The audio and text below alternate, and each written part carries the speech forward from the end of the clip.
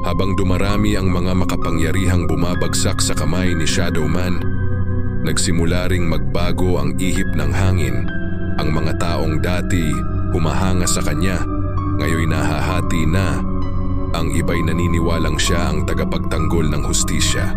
Ngunit ang iba na may tinuturing siyang mamamatay tao na walang pinagkaiba sa mga tiwaling kanyang pinapatay.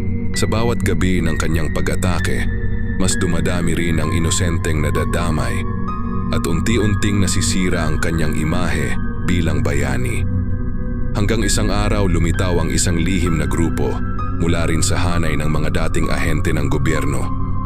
Tinawag nila ang sarili nilang liwanag, mga taong naniniwalang mali ang daang tinatahak ni Shadowman. Ang kanilang misyon, tapusin ang taong minsang pinaniwalaan nilang sagot sa bulok na sistema. Sa huling eksena, magkasalubong sa isang madilim na eskinita ang dalawang puwersa, ang anino at ang liwanag. At doon, sa pagitan ng tama at mali, sisimulan ang tunay na laban para sa kahulugan ng hustisya.